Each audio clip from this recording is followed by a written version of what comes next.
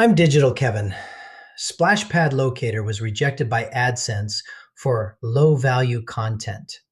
But the useful part was not just the rejection label, it was the links underneath it. Google pointed to minimum content requirements, unique high quality content, thin content, and broader quality guidelines. So in this video, I want to use the 5 site characters to explain what those categories actually mean in this portfolio, not as theory, as a real review lesson. Splash Pad Locator here. I thought I was useful. I help people find splash pads. Summer is literally my season. But AdSense did not ask if I had a good idea. It asked whether the pages it sampled had enough unique value. Apparently I needed more than sunscreen and optimism. SPL is the one holding the rejection slip. And the important thing to understand is that low value content is a category, not a full bug report. It does not tell you one exact paragraph to rewrite or one exact page to delete. It tells you the reviewer did not see enough value in the pages they sampled to justify ads. For a directory site, that is the uncomfortable part.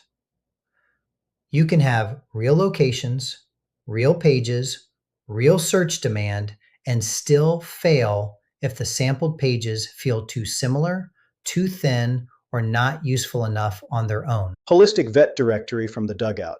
I had pages, lots of pages. The problem was that too many of them sounded like they came from the same clipboard. So we cut the duplicate blocks, raised the quality threshold, and no-indexed the weaker pages. Smaller roster, stronger lineup. HVD understands this better than anyone in the portfolio. The HVD audit showed the pattern clearly. Too many pages looked complete at first glance, but much of the content was repeated. The pages had practice details, but they also carried duplicated FAQ blocks, repeated specialty descriptions, and city pages that did not add much beyond listings. That is where minimum content and unique value start to overlap. It is not just whether a page has words.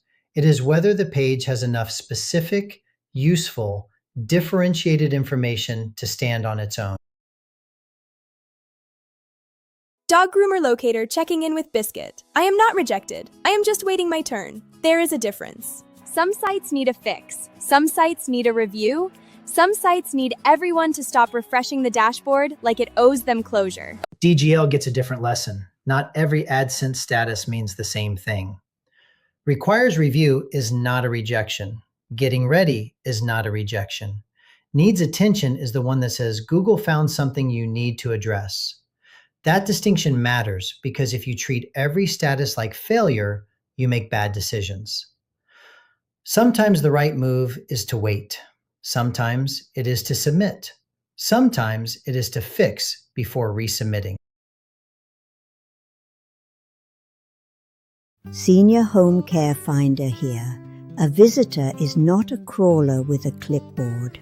A real person needs context, clarity, and trust. If a page cannot help someone make a better decision, then it is not finished just because it has a title, a phone number, and a city name. SHCF explains the human side of the policy. Google's guidance is not only about word count. It is also about whether the site gives visitors a good reason to visit, stay, and return. For directories, the question is simple. Can a real visitor make a better decision because this page exists? If the answer is no, then the page may be indexed, but it may not be valuable enough for AdSense. Smart investor here. I know everyone wants to resubmit immediately. That is how you turn one rejection into a habit. If the issue is a pattern, fix the pattern. Document the fix, then request review. Remember, hope is not a remediation plan. Fix the pattern first. SI brings the analytical warning. The dangerous mistake is treating an AdSense rejection like a random sample problem. What do you want? If I win, You submit your site to AdSense. You're on. If the reviewer sampled weak pages, the answer is not to hope for a luckier reviewer next time. The answer is to fix the pattern that created those weak pages. That may mean expanding strong pages, consolidating similar pages, no indexing thin pages, improving navigation, or removing duplicate template content. The practical rule is simple: fix the pattern, not the sample. So that is the real lesson from this rejection. The AdSense screen said low value content, but the links underneath gave the roadmap: minimum content, unique value, thin content, overall quality patterns. For this portfolio, the response is not just to make more pages, it is to make fewer weak pages, stronger, useful pages, and a clearer reason for each directory page to exist. That is the part I think matters for anyone building AI-assisted sites at scale. Scale can create opportunity, but it also creates patterns. And if the pattern is thin, Google can see it. Thanks for watching.